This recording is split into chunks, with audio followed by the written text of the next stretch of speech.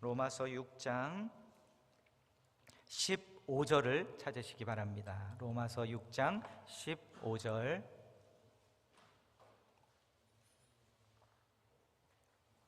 (15절부터) (23절까지) 제가 봉독해 드리려고 합니다. 오늘은 로마서 6장 전체가 본문 말씀이고요, 하나님의 은사라는 제목으로 말씀을 나누도록 하겠습니다. 신약성경 247쪽 15절입니다.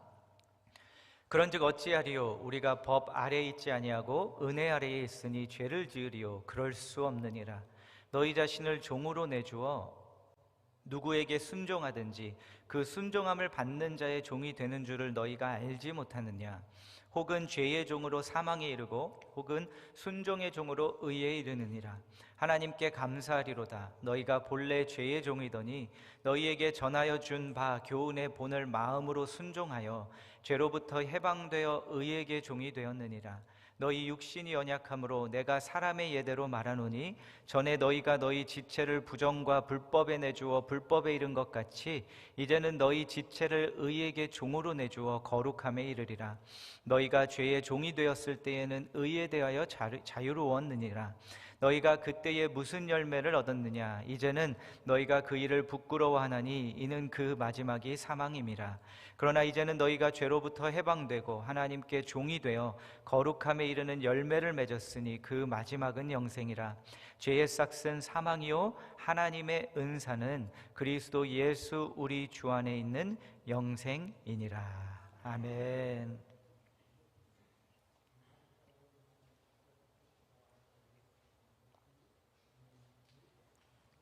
지난주 제가 드렸던 질문은 예수 믿고 신앙생활 하시면서 일어난 좋은 변화가 한 가지 있다면 무엇이었습니까? 하고 여쭈어 보았습니다. 오늘 아이스 브레이크는 비슷한 질문이지만 조금 다른 측면에서 질문을 드리겠습니다. 여러분께서 예수 믿고 신앙생활을 하시면서 하기 어려워지신 것이 있으십니까? 어떤 것들을 말씀드리는 거냐면요, 예전에는 마음에 어려움이 없이 그냥 편하게 했는데 이제는 더 이상 그렇게 편하게 할 수 없는 것을 말씀드리는 겁니다. 또 하더라도 편하지가 않을 뿐만 아니라 그것을 했을 때 왠지 마음에 찔림이 일어나는, 그래서 내가 예전에 그렇게 편하게 하던 것을 하지 못하는 것이 있다면 그것이 무엇입니까?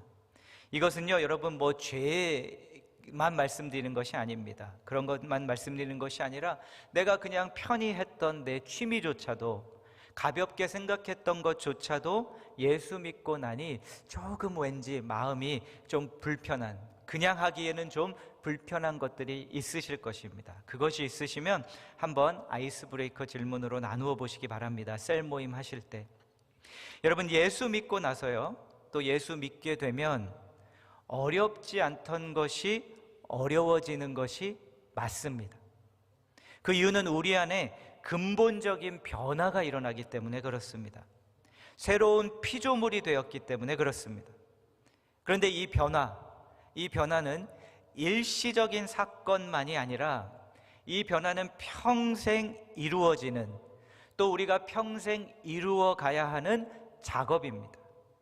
교회는 이 변화를 성화라는 단어로 설명했습니다. 슬라이드를 보시면 영어로는 sanctification, 성인성 대화, 그래서 거룩하게 하다라는 의미를 담고 있습니다. 오늘은 이 성화, 즉 변화, 이 변화에 관해서, 그리고 그리스도인의 변화에 관해서 좀 살펴보려고 합니다.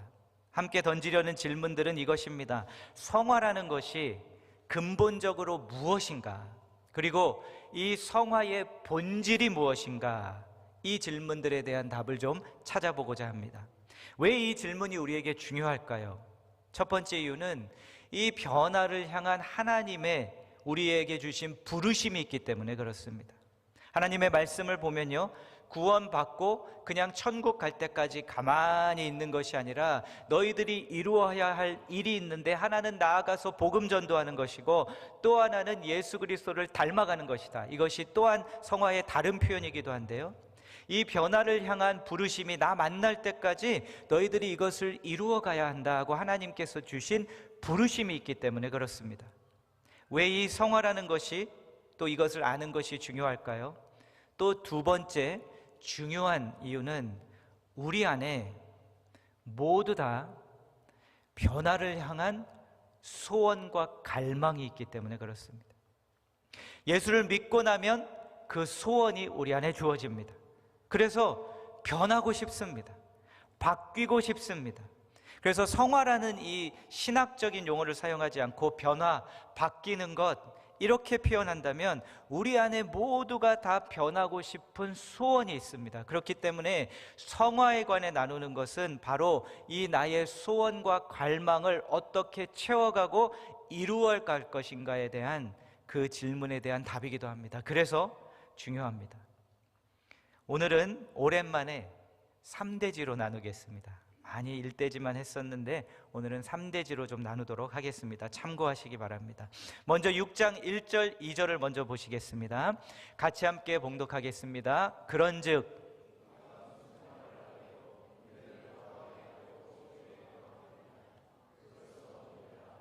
죄에 대하여 죽은 우리가 어찌 그 가운데 더 살리요. 아멘.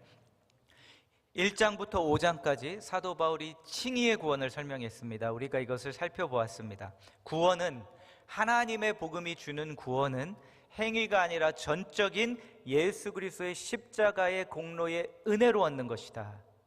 우리가 할 수 있는 것이 아무것도 없다고, 바로 이것이 하나님의 복음이라고, 그렇기에 그 예수를 믿으면 의인이라 칭함받고 하나님이 보시기에 합당한 의인이 되는 것이라고, 그래서 천국 갈 수 있고 주님의 자녀가 다시 되는 것이라고 말씀합니다. 그렇다면 우리의 행위는 중요하지 않은 것인가?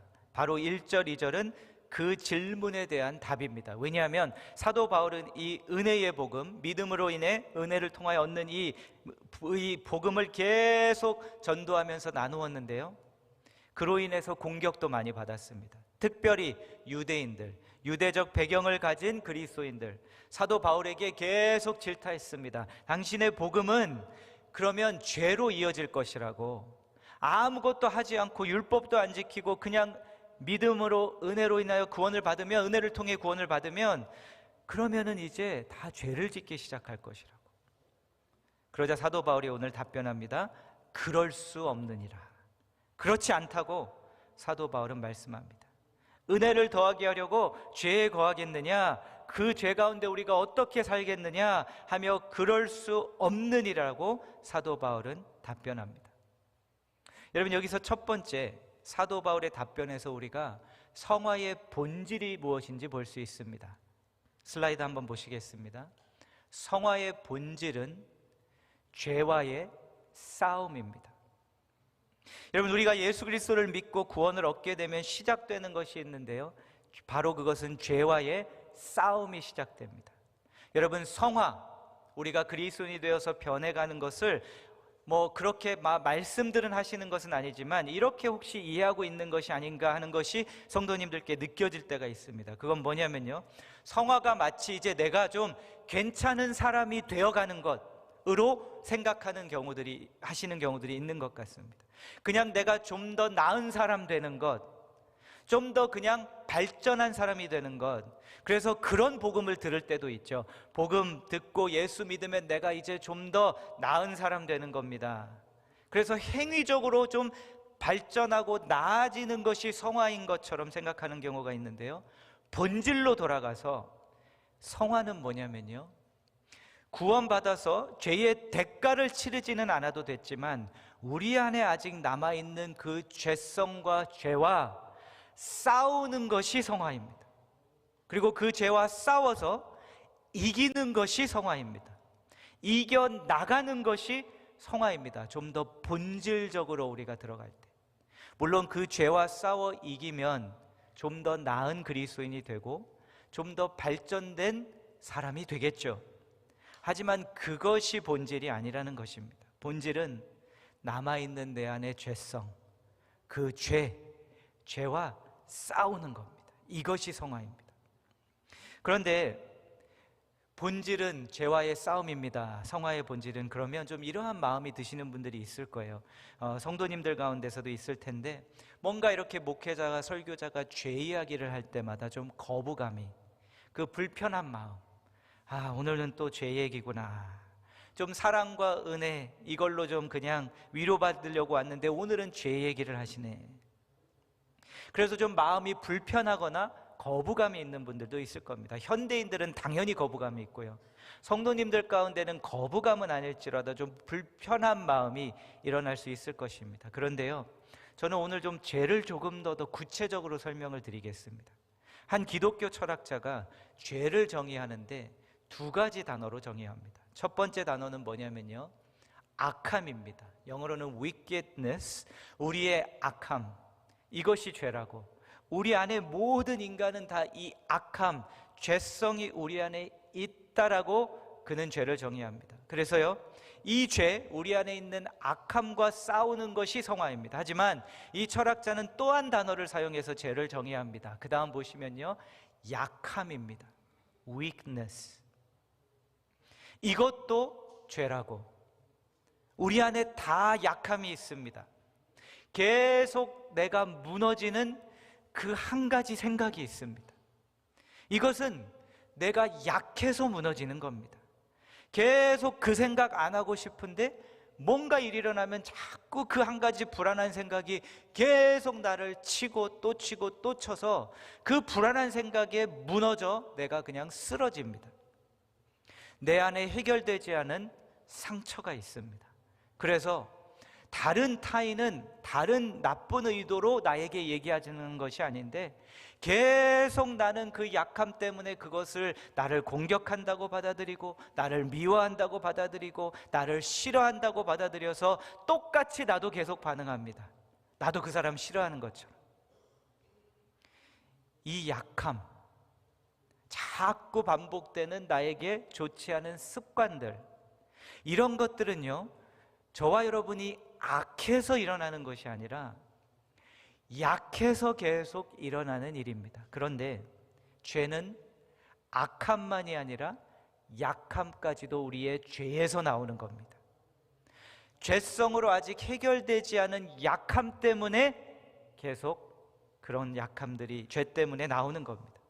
그렇다면 여러분, 죄와의 싸움은 부담이 아니고 거부감이 아닙니다. 기쁨이 되어야 합니다. 소원이 되어야 합니다. 왜냐하면 나를 이렇게도 평생 괴롭히는 나의 약함과 싸워 이겨내는 것이, 그것을 극복하게 하시는 것이 성화의 작업이라면 성화해야 합니다. 변해야 합니다. 이것이 부담이네, 이것이 아니라 소원이 되고 기쁨이 되어야 하는 것입니다. 그런데 여러분 어떠십니까? 성화가 잘 되시던가요? 내가 잘 바뀌던가요? 아니면 안 바뀌던가요? 혹시 내가 잘 바뀌는지 안 바뀌는지 확인하고 싶으시면 가장 가까운 옆에 있는 이에게 물어보십시오. 그러면 정확한 답변을 줄 겁니다. 잘 안 됩니다. 저도 잘 안 됩니다.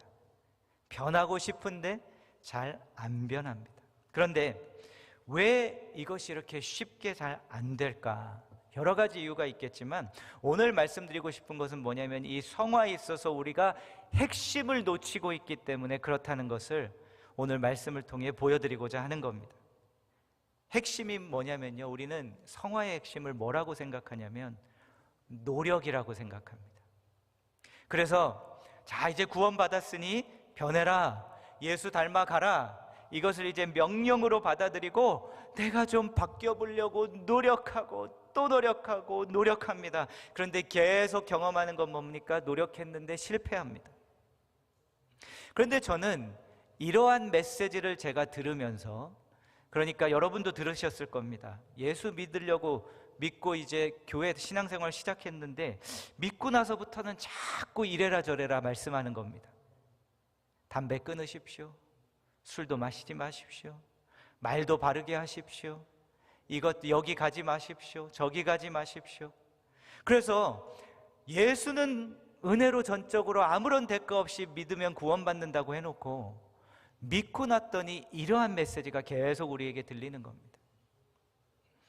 여러분은 그런 생각을 안 하셨겠지만 저는 그러한 것들을 듣고 그 메시지를 받으면서 부족해서 이러한 생각을 한번 질문을 던진 적이 있습니다. 왠지 속은 것 같은데, 계속 앞부분에서는 예수만 믿으면 천국 갑니다, 구원입니다, 믿음으로 예수 고백하십시오 하고 딱 고백을 해서 예수 믿고 천국 갑니다 하고 이제 예배 드리기 나갔더니 예배에서는 이제부터 똑바로 살랍니다. 뭔가 속은 것 같은데.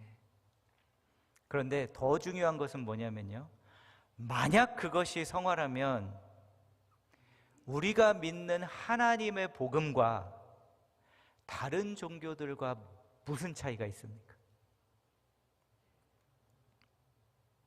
결국에 가서는 다시 행위로 돌아가야 하는 것이라면 이게 왜 좋은 소식입니까?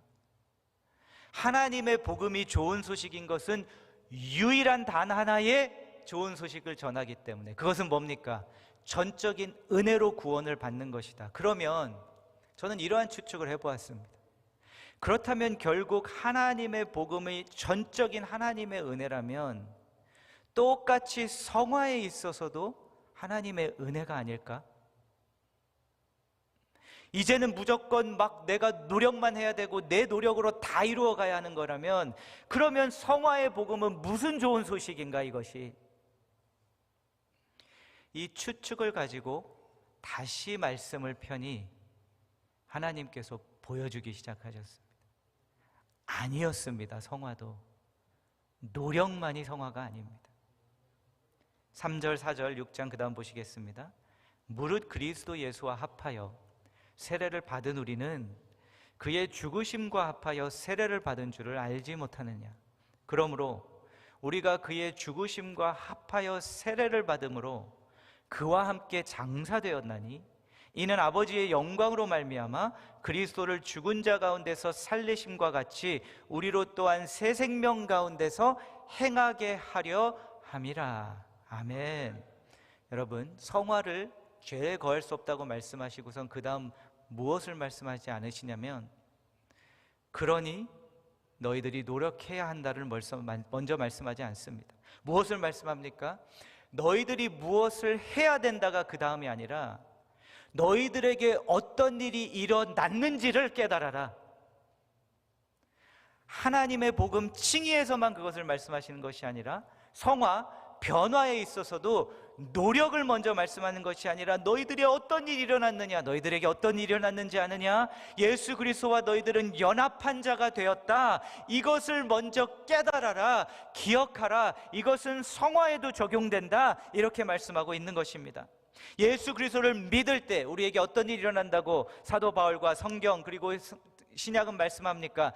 예수 그리스도와 연합하게 되어 예수님께서 십자가에 죽으셨을 때 우리가 함께 죽는 연합의 사건이 일어나는 겁니다. 그렇기 때문에요, 예수님께서 대신 죽어주신 것이기도 하지만 우리가 함께 죽은 것이기도 합니다. 그래서 함께 죽음으로 인해 우리가 죄사함을 받은 것이고 대가를 치루어 주신 것인데, 그 예수 그리스도와 그렇게 연합했다면 예수님께서 부활하실 때 우리도 함께 부활에 들어가는 자가 되었고, 그 부활이 이미 완전히 이루어지진 않았지만 우리에게도 시작되었다는 겁니다. 그래서 그 다음 5절부터 보시면, 만일 우리가 그와 죽으심과 같은 모양으로 연합한 자가 되면 또한 그의 부활과 같은 모양으로 연합한 자도 되리라. 우리가 알거니와 우리의 옛사람이 예수와 함께 십자가에 못 박힌 것은 죄의 몸이 죽어 다시는 우리가 죄에게 종노릇 하지 아니하려 함이니 이는 죽은 자가 죄에서 벗어나 의롭다 하심을 얻었음이라. 아멘. 성화와 변화의 시작은 내 노력이 아니라 예수와 연합된 이 사건을 깨닫는 것부터 시작한다는 것. 그리고 깨달음으로 인해 연합한 예수 그리스도와 연합한 자들에게 일어나는 일들이 이루어지기 시작하는 것이 성화라고 오늘 6장은 말씀하고 있습니다. 여러분, 이 신비를 어떻게 설명할 수 있을까요? 이 연합을. 저는 예수 그리스도의 연합을 생각하면 이 한 단어로밖에 설명이 안 됩니다. 신비. 어떻게 예수가 내 안에 거하고 내가 예수 안에 거하고 우리가 하나가 되어 갈 수 있을까? 이것이 성화인데요. 어떻게 예수와 하나가 되어 가지? 하나가 됨으로 인해 예수를 내가 닮아가지? 이것은 도저히 신비입니다. 그런데 목회의 축복은 뭐냐면 그 신비를 목회하면서 보게 됩니다. 목회하면서 보는 3대의 신비 중에 하나가 뭐냐면, 한 부부가 조금도 DNA가 하나도 섞인 것이 없는데 어쩜 이렇게 닮았을까요? 신비입니다. 우리 성도님들 보면요, 우리 남성분들 중에 아내를 잘 만나서 이 연합으로 인해 외모가 나아진 분들이 너무 많으신 것 같아요. 저도 그 중에 하나입니다.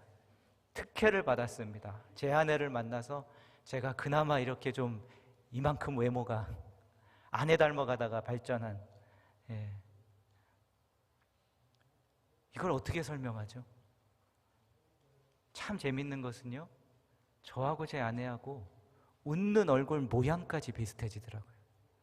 제가 어느 날 항상 저희 아내가 독특하게 웃는 얼굴 모양이 있어요. 모습이 어느 부분을 이렇게 찡그리면서 웃는지. 어느 날 제가 웃는데 제가 똑같이 그러고 있는 거예요. 신비입니다. 성화는 이 신비를 체험해 나가는 것이지, 그냥 내가 막 안 되는데 해야 돼, 못하고, 이게 아닙니다. 두 번째 대시 보실까요? 그래서요, 성화의 핵심은 연합입니다. 그래서 좋은 소식이고 복음인 겁니다. 노력이 없다는 것이 아닙니다. 하지만 노력으로만 되는 것이 성화라면 우리 하다가 실패합니다. 못 해냅니다. 하나님의 복음이 복음인 이유는 성화조차도 내가 할 수 없는 것을 이루어가게 해주시는 것이기 때문에. 그래서요, 내가 바뀌고 싶고 변하고 싶으면 뭘 잘해야 하는가? 내가 노력하고 안 되는 것 자꾸 하려는 것보다 나를 이제 나와 연합하게 하신 예수 그리스도와 자꾸 만나는 겁니다. 그 예수 그리스도 앞으로 자꾸 나가는 겁니다. 여러분, 부부가 닮아가는 이유가 단 하나입니다. 시간을 많이 보내서 그런 겁니다. 같은 음식 먹어서 그런 겁니다. 같은 곳 매일 가니까 그런 겁니다. 그래서 닮아가는 겁니다. 바로 성화는 이 연합의 열매입니다. 그런데 마지막으로 가장 중요한 세 번째 나누고자 하는 것이 있는데요. 그렇다면 그 연합 위에 우리가 해야 할 것이 무엇인가? 12절부터 14절 보시겠습니다. 그러므로 너희는 죄가 너희 죽을 몸을 지배하지 못하게 하여 몸의 사욕에 순종하지 말고, 또한 너희 지체를 불의의 무기로 죄에게 내주지 말고, 오직 너희 자신을 죽은 자 가운데서 다시 살아난 자 같이 하나님께 드리며 너희 지체를 의의 무기로 하나님께 드리라. 죄가 너희를 주장하지 못하리니 이는 너희가 법 아래에 있지 아니하고 은혜 아래에 있음이라. 아멘. 밑줄 그은 것만 한번 12절부터 다시 보여주십시오. 지배하지 못하게 하여 내주지 말고 하나님께 드리며 하나님께 드리라. 왜 다시 읽었냐면요, 이 질문을 드리고자 하는 겁니다. 여기서 주도권이 누구에게 있습니까? 죄에 있습니까? 그 말씀을 듣는 성도에게 있습니까? 성도에게 있죠. 로마에 있는 성도들에게 지배하지 못하게 해라, 죄에 순종하지 말아라, 죄에게 내주지 말아라, 전제하는 것이 한 가지 있다는 겁니다. 무엇을 전제하고 있습니까? 할 수 있다. 할 수 있는 자로 바뀌었다. 로마서에서 사도 바울은 너희들이 더 이상 죄의 종이 아니라 의의 종이 되었다. 그러니 이제 의의 무기로 하나님께 드리라. 신분이 바뀌었다는 겁니다. 여러분, 종은 그 자유가 없습니다. 죄의 종일 때에는 물론 절대 죄를 이길 수 없습니다. 그런데 하나님께서 예수 그리스도를 통해 죄의 종의 신분의 자리에서 의의 신분의 자리로 옮겼으니 이제 너희들의 모든 삶과 성화의 전제가 바뀌어 버렸다. 전제는 무엇입니까? 할 수 있다. 할 수 있는 자들이 되었다. 그러니 자꾸 할 수 없다, 안 됩니다, 또 집니다, 나는 이길 수 없습니다만 반복하지 말고 시작점을 바꾸라는 겁니다. 할 수 있다. 여러분, 할 수 없다고 시작하고 들어가는데 되겠습니까? 그러니까 안 되는 거죠. 죄와의 싸움에서 본질과 핵심을 깨닫지 못하니 노력만 하다가 끝나고요, 할 수 있다라고 전제를 바꾸어 주신 그것을 믿지 않고 그냥 들어가니 그 싸움에서 저는 안 되는데요, 이것만큼은 못 이길 것 같은데요, 이 상처만큼은 절대 극복하지 못할 것 같은데요, 그러니 또 졌다고만 하고 또 와서 안 됩니다, 안 됩니다, 안 됩니다만 반복하고 있다는 겁니다. 그러니 우리의 나눔은 어떻게 바뀝니까? 모여서 실패하고 무너진 이야기만 나눕니다. 여러분, 우리의 광야의 이민의 삶이 너무나 힘들어서 아픔이 있고 고통이 있고 어려움이 있는 것을 나누지 말라는 것이 아닙니다. 그 나눔을 할 때 우리가 위로해주고 격려해줍니다. 그런데 그걸 말씀드리는 것이 아니라 계속 우리가 가지고 들어가는 그 애티튜드, 스피릿, 셀이라는 자리에 들어가면서 어떤 스피릿을 가지고 들어갑니까? 안 된다고, 이거는 안 바뀌는 거라고, 나는 안 바뀌는 것 믿고 확신하고 들어갈 거니까 나보고 바뀌라고 하지 말고 그냥 위로만 해달라고. 그래서 어떤 경우에는 어떤 공동체들은 와서 그냥 다 자기가 죄진 것 다 그냥 얘기하랍니다. 그러고선 그냥 괜찮아 듣고 돌아가랍니다. 그것 들으려면 교회에 올 필요 없습니다. 그것만 듣고 가시려면 셀 안 해도 됩니다. 세상에 가면 그냥 괜찮아 괜찮아 해주는 데는 교회보다 훨씬 더 많이 있습니다. 어떤 말씀을 듣기 위해서 우리가 모이는 겁니까? 나는 실패했지만 끝까지 놓지 않는 함께 붙드는 믿음, 우리의 전제는 바뀌었고 우리가 위로하고 격려하지만 이 말씀, 변하지 않는 말씀 끝까지 붙들고 가면 우리는 바뀔 수 있는 자들이다. 할렐루야. 와서 이것을 확인하고 돌아가야죠. 그래서 말씀 붙들고 씨름하는 거죠. 왜 자꾸 말씀 들은 걸 나누시라고 하는 이유가 우리의 와서 계속 반복되는 언어를 바꾸시라는 겁니다. 안 되는데요, 나는 저 사람이 준 상처 끝까지 못 놓을 것 같은데요, 그러니 그냥 셀 리더는 나 그냥 괜찮다고만 해주시면 안 돼요?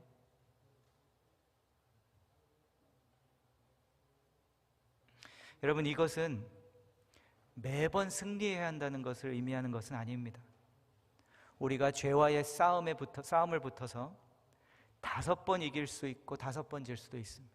어쩔 때는 1번밖에 못 이기고 9번 질 수도 있습니다. 그런데 그럼에도 우리가 잊지 말아야 할 것이 있다는 겁니다. 내가 진짜 예수 믿었으면, 연합이라는 것을 믿는다면 나에게 주도권이 있다는 겁니다. 이것부터 여러분 받아들이시고 인정하십시오. 어느 누가 와서 나에게 무슨 말을 해서 내가 그것이 상처가 돼서 그래서 어쩔 수 없이 나도 그렇게 했습니다, 그 사람은 내가 못 바꿉니다. 내가 어떻게 반응했냐는 주도권이 나에게 있었던 것이고 내가 그 주도권을 빼앗긴 겁니다. 그 사람이 빼앗아간 것이 아닙니다. 이것을 전제가 바뀌었다는 것을 믿고 들어가면 10번 싸워 1번도 못 이기다가 1번을 이길 때가 옵니다. 그러면 그 다음에 2번 이길 때가 옵니다. 그러면 그 다음에 3번을 이길 때가 옵니다. 그런데 또다시 집니다. 그렇지만 또 이깁니다. 성화에 대한 욕구와 변화에 대한 갈망이 저는 컸습니다.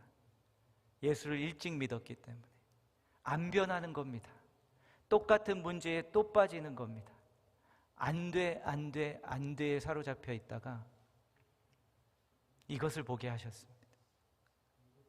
주도권이 나에게 있다는 것. 새 피조물이 됐다는 건 그것을 뜻한다는 것. 쉽다는 것 아닙니다. 여러분 오해하지 마십시오. 쉽다는 것이 아니라 우리 안에 있는 이 스피릿, 왜 그런지 오늘 현대 교회에, 이민 교회에 스며들어 버려서 우리를 딱 붙들고 있는 이 스피릿, 안 돼, 못해. 그러니 오늘 그냥 감정적으로 위로만 받고 돌아가고 싶어. 그런데 여러분, 오늘 말씀 후에 부를 찬양 가사를 좀 읽어드릴게요. 깊은 절망의 수렁 가운데 주님께 닿을 수 없던 우리, 어둠 밤 중에 하늘을 향해 주 이름 나 부를 때 어둠을 뚫고 오신 주사랑 나의 절망 거두셨네. 주님의 공로 다 이루셨네. 주 예수 나의 산소망. 할렐루야, 주를 찬양하여라. 할렐루야, 자유케 하셨도다. 죄의 저주 끊으신 주께 구원 있도다. 아멘. 주 예수 나의 산소망. 여러분 매주 부르잖아요. 이런 고백들. 그러면 여러분 안 믿고 부르신 겁니까? 틀린데 그냥 따라 부르신 겁니까? 하나님의 복음은 칭의만 좋은 소식이 아닙니다. 성화도 그렇습니다. 이것을 믿고 들어가서 싸우는 겁니다. 그래서 때로 넘어지더라도, 여러분 지난주에 여러분 넘어지셨다고 주님은 여러분에게 너 왜 지난주에 똑같이 넘어졌냐 말씀하지 않으시고요, 이 말씀하십니다.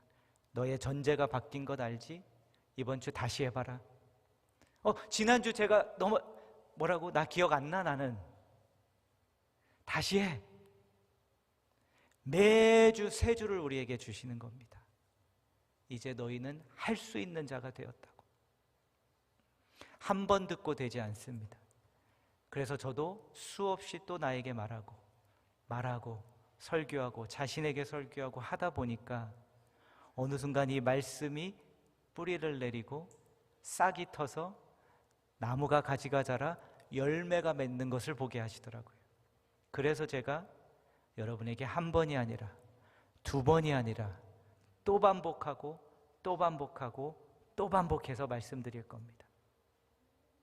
왜냐하면 그 순간이 딱 어느 순간 이루어지면 그 기쁨은 내가 이길 수 없었던 그 상처를 내가 이긴 그날, 내가 이겨낼 수 없었던 죄를 거부한 그날, 그 기쁨은요, 지난주 말씀드렸던 영광의 무게, 하나님이 주님이 나를 다 끌어하실 때 그 느낄 그날의 영광의 무게를 느끼는 순간입니다. 마지막 대지입니다. 여러분, 성화의 시작은 그렇기 때문에 믿음입니다. 똑같습니다. 칭의만 믿음이 아니라 성화도 믿음입니다. 뭘 믿는 겁니까? 나의 전제를 바꾸어 주셔서 죄를 이길 수 있는 자로 바꾸셨다.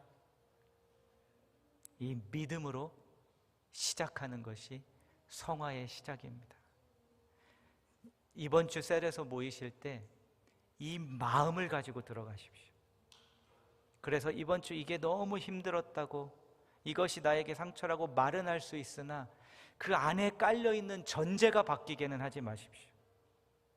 그 전제는 이제 바뀐 자들이 모인 곳입니다. 그리고 바뀌어 갈 자들입니다. 셀 리더들은 위로하고 격려하되 그 전제를 붙들고 가는 자가 셀 리더입니다. 저는 이 전제를 우리 교회를 향해 붙들고 가는 자가 담임 목회자라고 생각하기에 붙들고 있는 겁니다. 이것을 놓지 않을 겁니다. 하나님의 복음. 저를 한번 따라해 보실까요? 주님은 나를 자유케 하셨습니다. 주님께서 죄의 저주를 끊으셨습니다. 아멘. 믿으십니까? 아멘. 아멘. 찬양 부르실 때 믿고 부르십시오. 그러면 그 승리가 우리에게 올 것입니다. 이 고백을 찬양으로 같이 함께 선포하도록 하겠습니다.